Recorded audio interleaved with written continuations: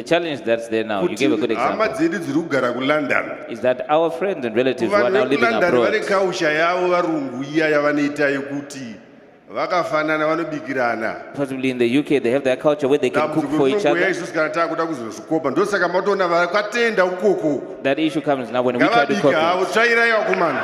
So, Okay, so there's been this topic, interesting topic, trend yakambonetsanesa pa social media yekuti mukadzi anoenda ku UK, right? Aine murume wake osiya murume wake ku Zimbabwe, then mukadzi anenge anonowana mapemit, ononowana mavisa ekuti ashande kunze maybe ku UK, especially maybe nezve manurse aid zvakamboitika mazuva apfuura, zvichiri kuitika mazuva apfuura, then murume ozouya nepemit oro nevisa rekuti kune mukadzi wake ari kushanda ku UK. So there was this debate yekuti so kana mukadzi ari akuunza ku UK and iwe hauna basa sofa oro hausi kuenda kubasa, mukadzi ndiye ari kuenda kubasa, anozosara achiita mabasa epamba ndiani? Ndiwe uchasara uchibika here? Ndiwe uchasara uchisuka here? So there was a lot of talk ipapo chinzi saka varume vari kuenda nemavhisa ekuti vakadzi venyu vana mabasa ku UK, ndimi here mungosara muchibika.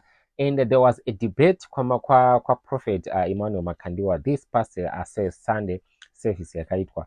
So there was a lot of vanhu vaipikisana, and also Prophet Emmanuel Makandiwa vakapawo maonero avo ipapo. So we are going to watch at this debate and mondiudza kuti what do you think. So this debate yakatanga pachitaurwa nyaya submission, kuti vakadzi vanofanira kusubmita kuvarume vavo. So according to my scriptures, or according to a message yaipuwa naProphet Emmanuel Makandiwa, there was no two ways about it.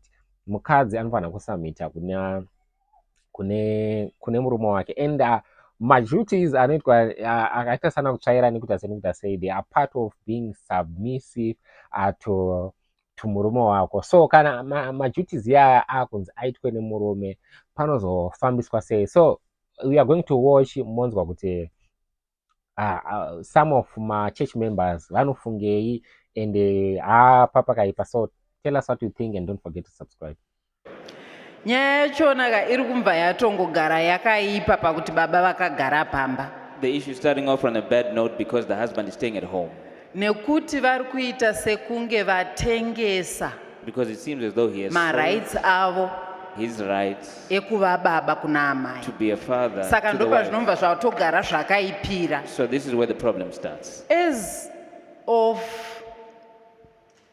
Ukuthi patoipa kuti patoipa udhara. So you're saying vatotengesa marights avo. you've already sold Watotengesa your marights ako kana rights. wagona kugara pamba If you've been and able your to stay wife at is home, going to work and your wife and is she's at work. bringing money and giving it to you and she's supporting the Okay, saka family. ndatengesa.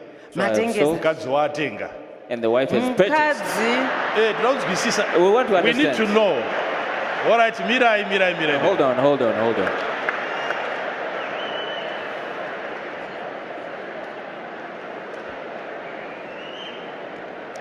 Because ndiri kuzokanganwa kuti ndatengesa. Because I'm ending up forgetting that I've sold my rights. Imi muri kutotaura kuti patokanganisika kare. And you are saying that already the error has been made. Mama rights esa ndakuda kusara ndichengeta ndatotengesa. Because all these rights that I'm trying to Saka retain, I've ndakufanira sold. kuchiita sei? So what am I supposed to do now? Hazvudikwa napastor ko. What's the pastor saying? Eh? All right.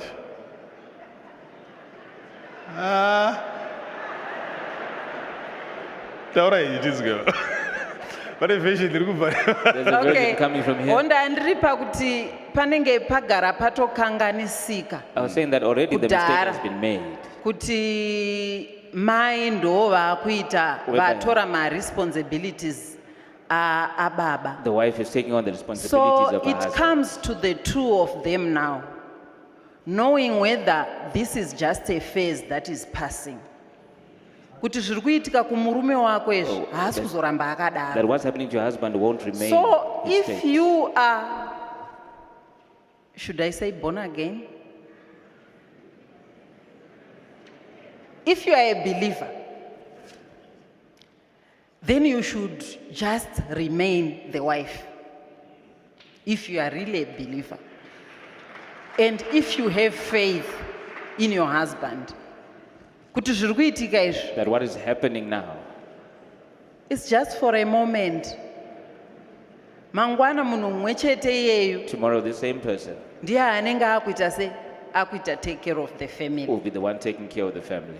All right. So that- you should, Thank you so much, Mama. That's a good.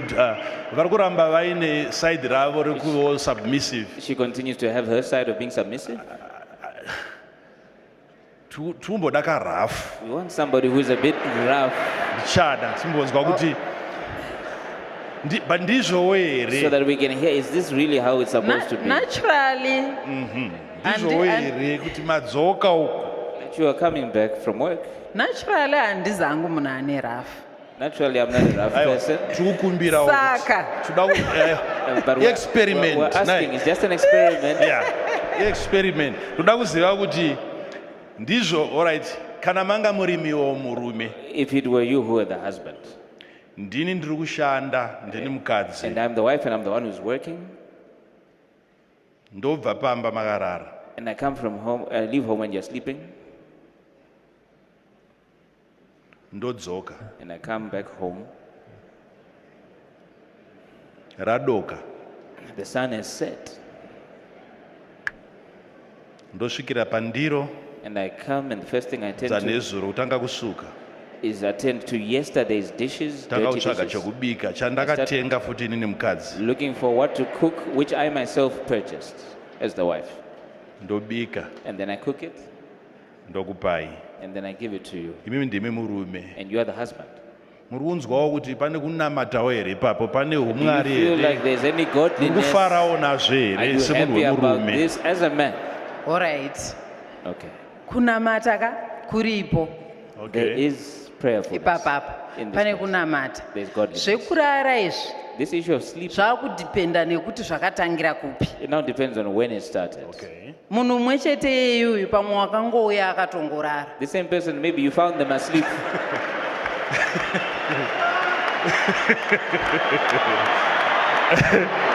Right.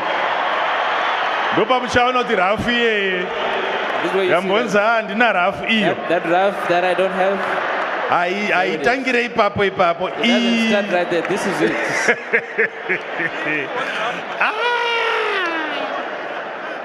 So panoda kunzwisisika kuti So it needs to be munhu uyu understood. akazotanga kurara rini. That when did this person start Kana being kuri so kwokuti lethargic? ndakauya achirara, If you believe that he came and you ndakapinda muzvinhu izvi ndichizviziva. you got into this relationship, So I no, will have to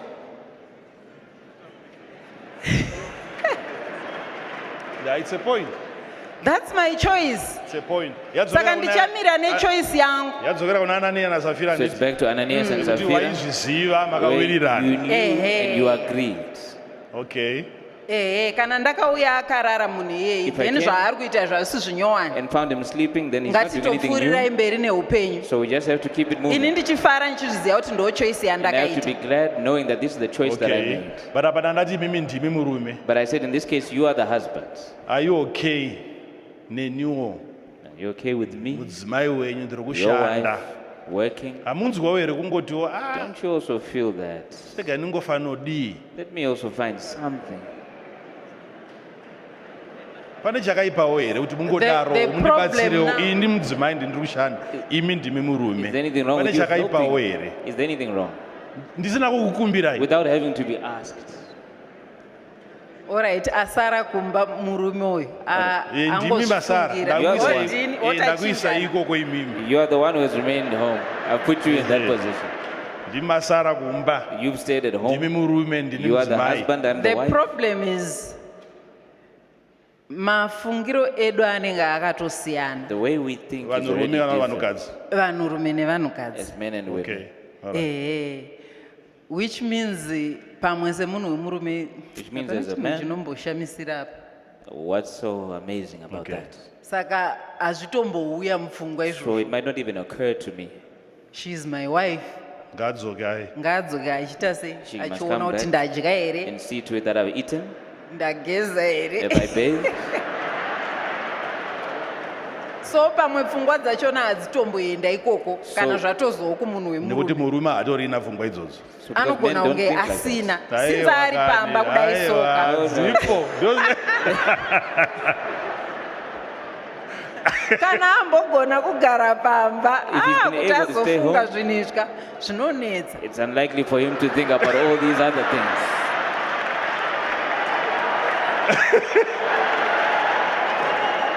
Yeah. Hanzi pfungwa dzambogara pamba idzi. She says that this mind that has been able to stay at Hadzizofunga home izvozvo izvi. will never think of these other things. These are real issues.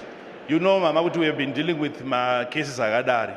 We're dealing with cases like Zvingaitenge this. zvinorambika mucontext yedu inoi. It seems like we can not But accept kunze it. kwenyika kuna na UK uku. But outside, in countries like the You UK, can't even have a maid.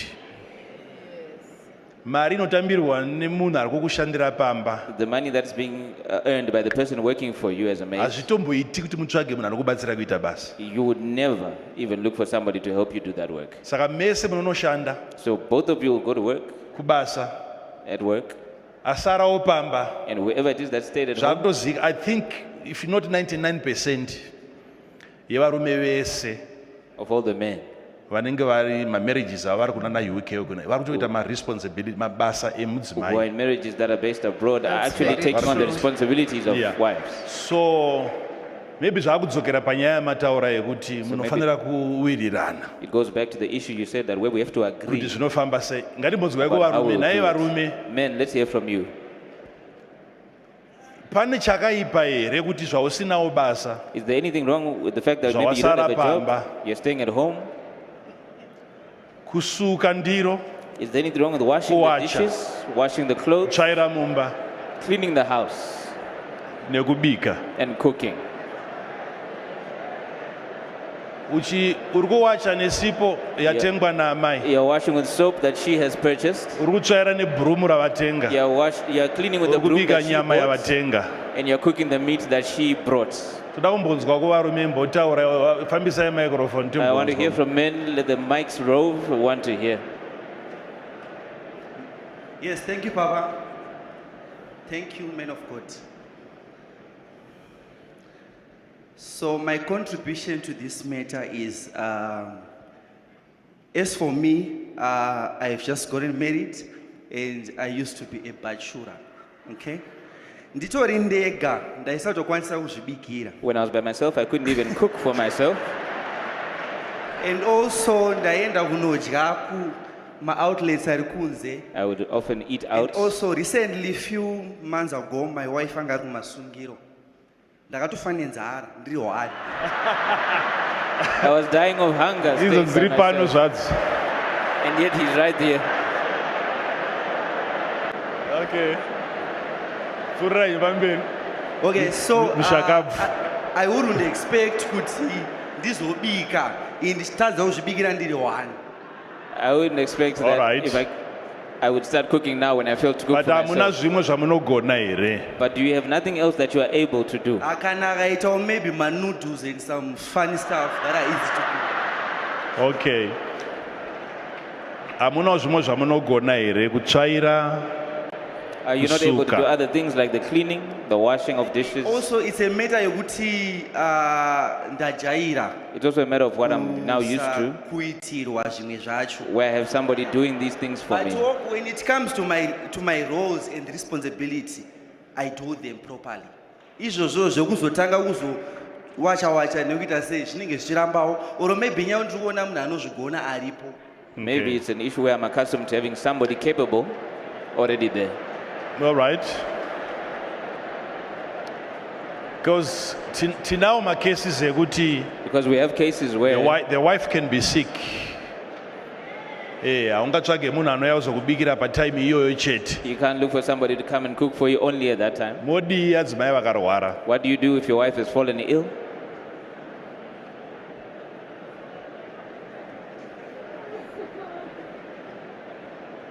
Yes, Baba. Yes. Unzai microphone apa timbonzwa. Bring the microphone close so we can hear. hatisi kuda kuti zvinge zviri zvinhu zvinozonzi zviri right izvo zviri wrong, oro We don't want zvonzi zviri wrong izvo zviri right. We don't want to say it's wrong if it's right. We don't want to say it's right if it's wrong. Makadi yenyu prophet. Nofara hangu. How are you, prophet? Inini hangu maonero andinoita hangu. The way that I see it, Nyaya yekusuka, yekuwacha, this issue of matasks. household chores, Ekuti I don't believe kuti anonzi ndemunhukadzi kana ndemunhurume. I don't believe them to be tasks that are based on gender for men or Kana for muri vanhu vari muwanano.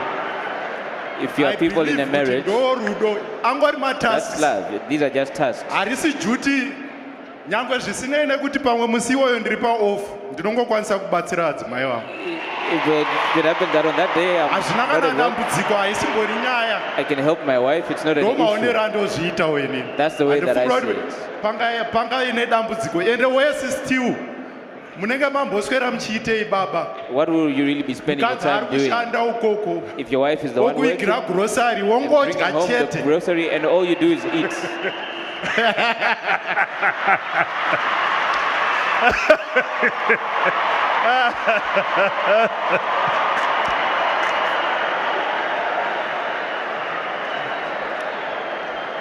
Aiwa munorovana chete nhasi.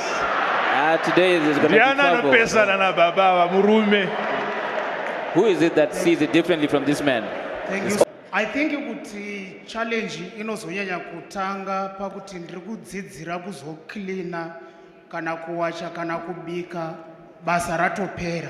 I think the challenge Kwanga comes. kuri kuti zvinhu zvandinopota ndichiita If it amai was- vanonoka kudzoka It was something that I was used to doing. kana kuti vaenda kubasa inini ndatanga kusvika kumba zvinhu zvanga zvisingafaniri kuzondinetsa kana basa richinge rapera. It wouldn't have been a challenge when Then the job is over. The request yandandinayo baba ndeyokuti tachikumbirawo kuti My request was murelease kana kuti a word of prayer to those men who are really willing to work but things are zviri kungoramba zvisikuita If you because can it's so embarrassing release a word of to prayer for have- men who want to work but are not able. because it's so embarrassing to have a woman taking care of every bill pamba iwe munhurume uripo And yet you saka are kune there vamwe as a vanhurume vokuti they really want to work but There are some zviri men who want to work. kutongoramba. May you kindly release a word of prayer Sure. to those men.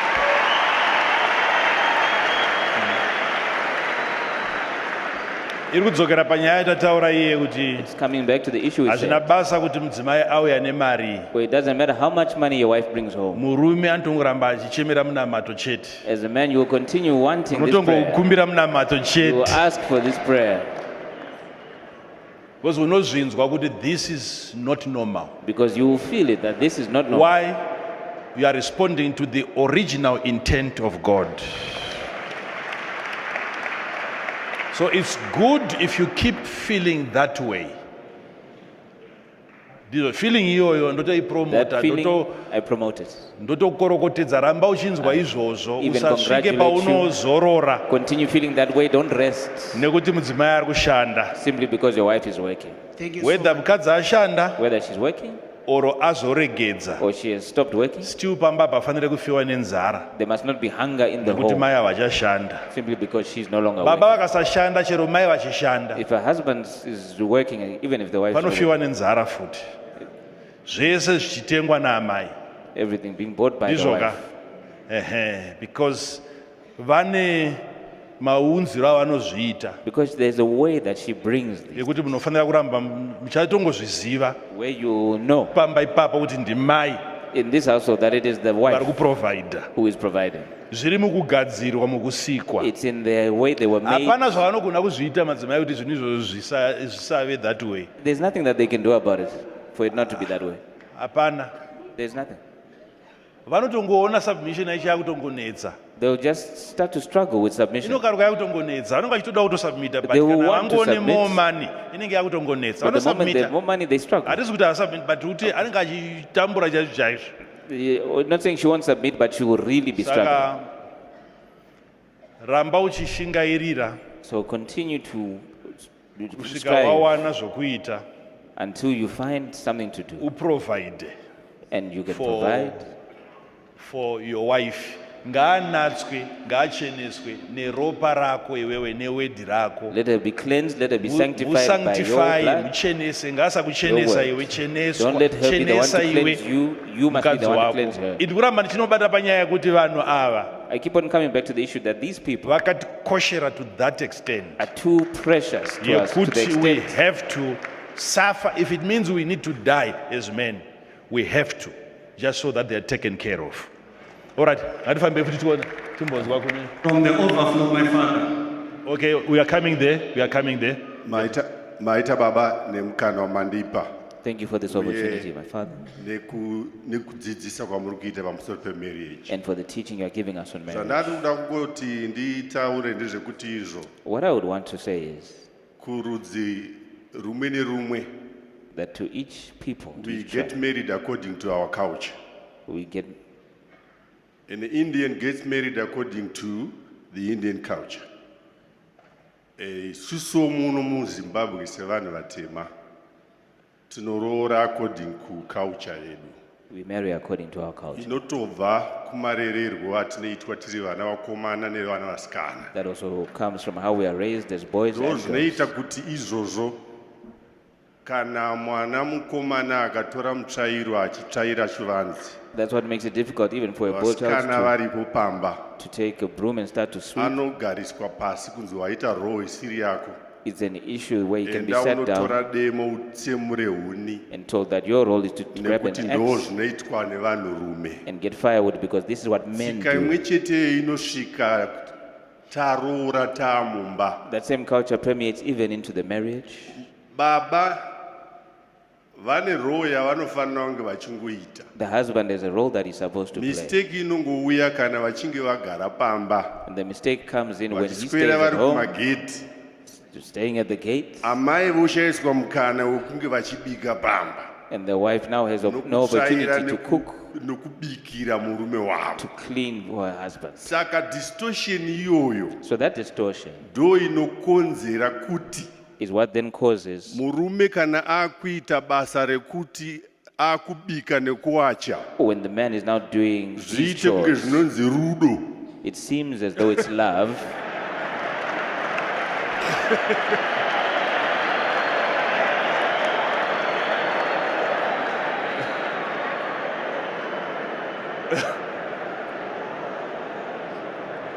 Asi murume iyeye But that man, kana anga aswera ari kwake kwaanofanira kunge ari had he spent his day where he was supposed kumakomba to be, nekutsemura huni nekutsvaga achiriritira mhuri yake, in the firewood and looking for mai ways to vanofanira kunge provide, vakamirira kuti auye kuzoita sei. the wife should have been Kuzobikirwa. waiting for him to come so that she can cook for Dambudziko him. rapo baba mapa muenzaniso chaiwo The challenge that's there now, you gave a good kuti hama example, dzedu dziri kugara kulondon, is that our friends and relatives who are vanhu now living vekulondon vane abroad, kausha yavo varungu iya yavanoita yekuti vakafanana vanobikirana. possibly in the UK, they have their culture where they can cook for each Dambudziko other. isusu kana takuda kuzozvikopa ndosaka matoona vakatenda ukoko That issue comes now when we try to ngavabike havo, copy. tsvairai vakomana. So,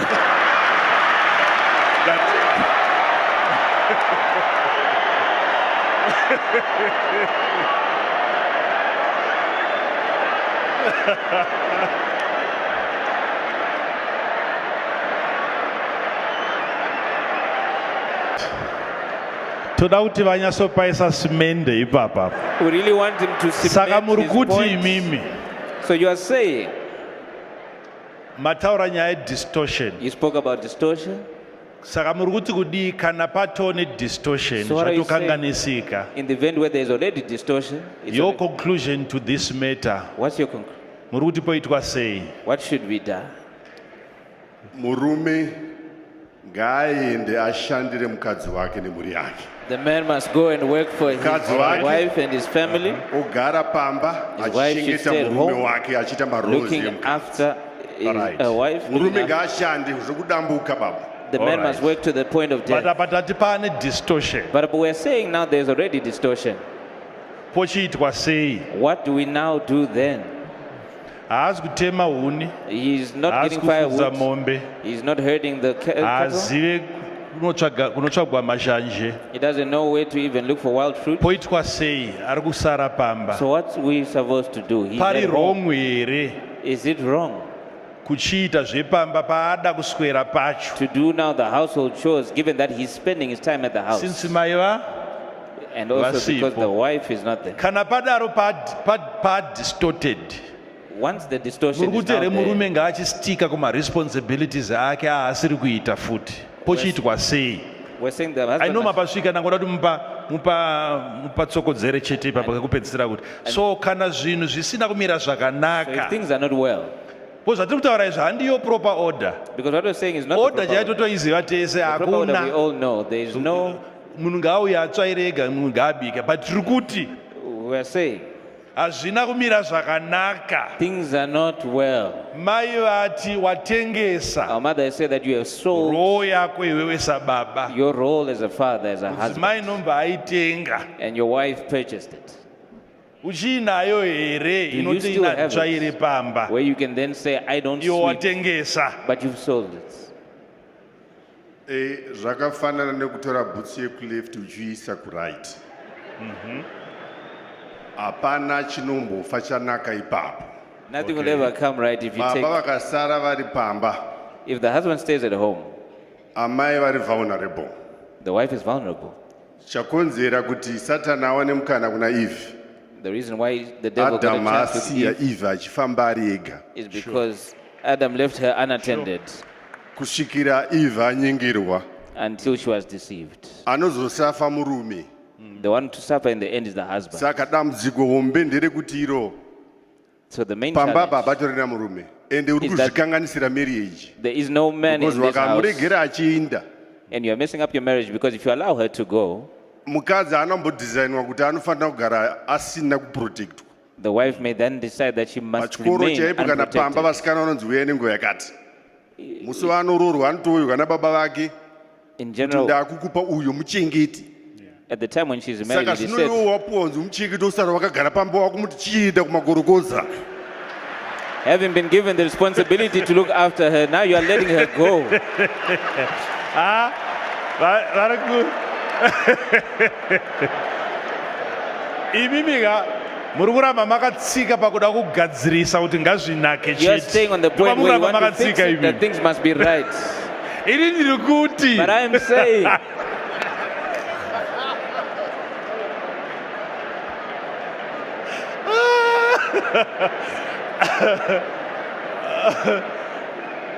Ai, ai, ai, ai, ai.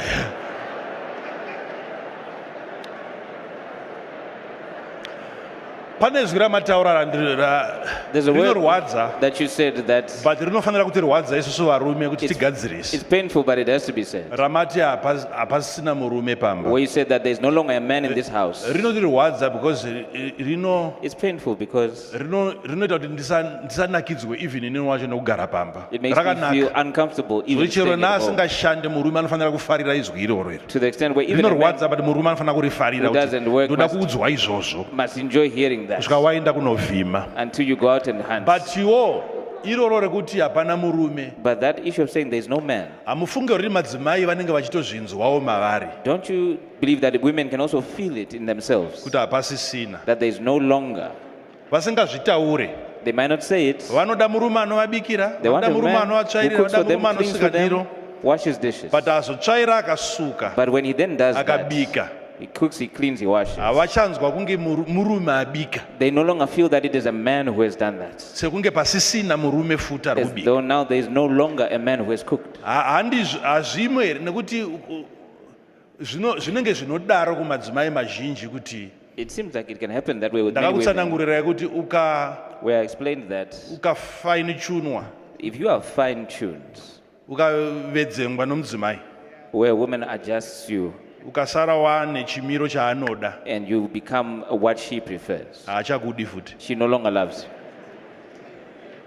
Ichokwadi baba. ichokwadi kaicho That's Yes. true, isn't it? ivo havadaire nyaya iyoyo They will never answer to Singataurei this. So let's chete talk ehe between the two of pakati us. pedapana. Yes. Ehe. Ichokwadi baba. It's true, my father. Tikaizoita ongororo When we really Mudzimba investigate the issue, zhinji, in many houses wekuti mukadzi anenge ari kubasa, where the wife is going to murume work achiswera akagara pamba, and the man is at home, ndo madzimai mazhinji those are the same women, most of anoti them, roho yavanoita mumba who, when they take that inofanira role, kuitwa out of love.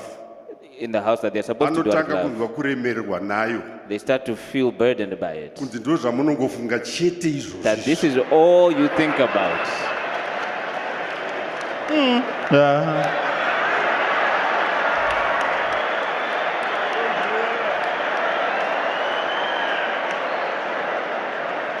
Ini papa handipo zvangu ipa.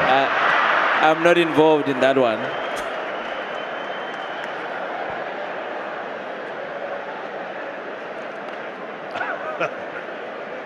inyaya baba yekuti iyo hapasina baba pambapo It's now an issue that there's no longer a man in this vanhu house. vatofanana These are people that are now the same. saka nyaya yeaffection inotongoramba ichingobva So affection is affection now inouya difficult. vauya baba vabva kwavabva achidetembwa nemutupo maita chakuti mauita Iwo Affection chinzwa comes when the kuti husband comes ndashanda. from where he has played his role kuti ndiri kutenda munhu ane zvaari kuita pano pamba and he is received saka at home. inongo nyaya yacho kuipedza ndeyekuti izvo So the conclusion is munhu bvuma kuti izvi ndazvitadza you should be able to kana kuti accept ndakundikana where you have failed, senyaya mambe mataura yababa pakutanga where you said kuti in the beginning hazvimanikidzwe kuti munhu unzi unofanira kunge wakatongorora That you are taifanira not- kuve nevarume vanofanira kuti ini ndatadza that you are not supposed to be ndasareita married. We should have had men that were willing to surrender and say, I failed at this marriage thing.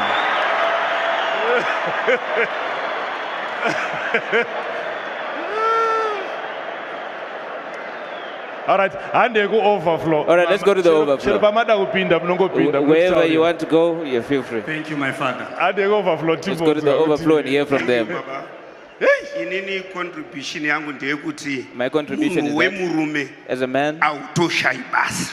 you cannot fail to find Aufiwa something to katoshaya do. basa kuti uriritire mhuri You yako. can't fail to find something to do to look Kana after your family. uine degree rako nyika yakaoma risingashandi. If your degree is Chimboisa difficult pasi. to use, then put it down. Woenda kwete kuda kutsanangurira mukadzi kuti nyika yakaoma. And instead of trying to explain to your wife how difficult, mukadzi wako. Hey, muri kuombererwa. Shaya hope Mirai. Muka Hold uine on, hold kuraramisa mhuri.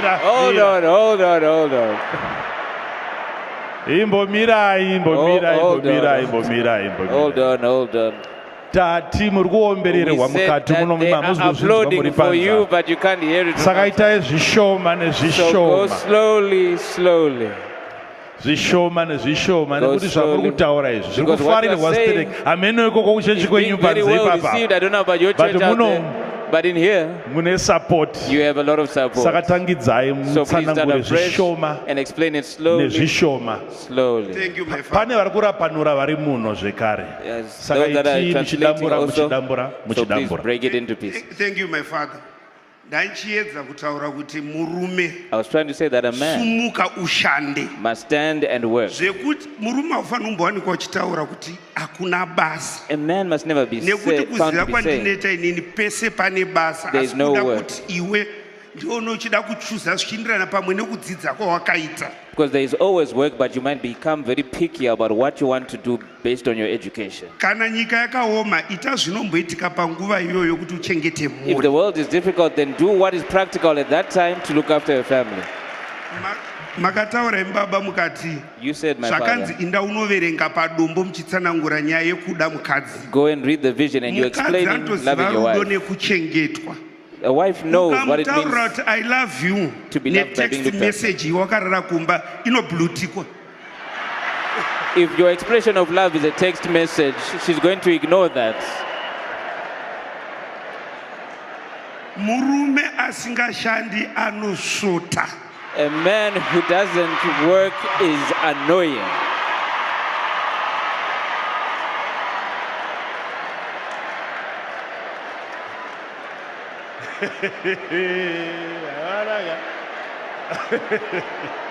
All right.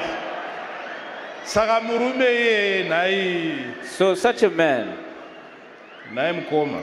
my brother, Saka murume ye kana asara pamba. when such a man has now stayed at home, Zvakaipa here. is it bad?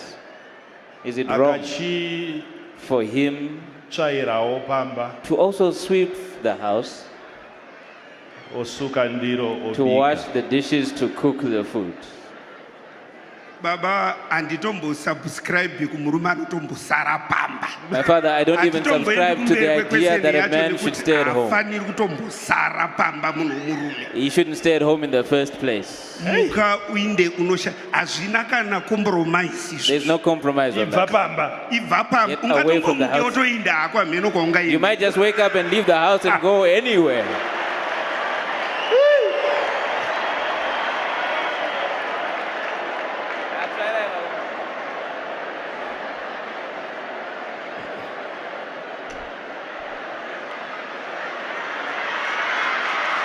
All right.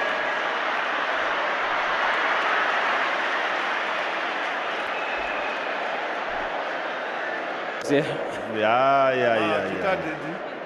Thank you, Baba. Thank you, Mama. Zviri kuratidza kuti It's showing that ngoma ndiyo. we just have to keep going as it is. Muri kunzwa here madzimai kuti Are you hearing, ladies, that mari yenyu iyi this money of yours, haina ari kuda varume kwavo? no proper man seems, Tinotoida kana tashaya we would only want it when kana we don't have zvatoipisisa. anything else. It's a last resort. Inature iri kutaura iyoyi. That's nature talking. Tingarwe nazvo, We can fight it, but tiri kungodzoka panyaya yekuti but it keeps coming back to the moment the woman starts providing for the family, there are more dangers to that. Tatobuda mu original pattern. we've already come out of the original pattern. Zvinotozongoremera mukadzi wacho iye It will become heavy even for that wife. anoremerwa. She will feel the burden, Anozvinzwa kuti ndakuita maduties asiri angu. and she will feel that she's taking on a role that is not hers. Chero mari yakawanda, but mukadzi maari anozvinzwa kuti murume baba vevana ava ndo vangadai vachichengeta vana. No matter how much Ndo money, mukadzi kwaye anozvinzwa. no matter how much money is coming, she will feel that the father of these children should have been doing this. A Anga proper woman. asazvitaura kumurume, but anotoudza vanhu kuti imagine ndini She might not say to the husband, she will tell people, can you imagine that it is ndikuendesa vana me kuchikoro. who's taking these children to school? Iconfession iyoyo That's iri a kuitwa confession nemunhukadzi kwaye. by a proper woman. Ane chinomuudza kuti you were not supposed to be doing that. Something will tell her. Ndo nature, you cannot argue with that. That's nature, you can't argue.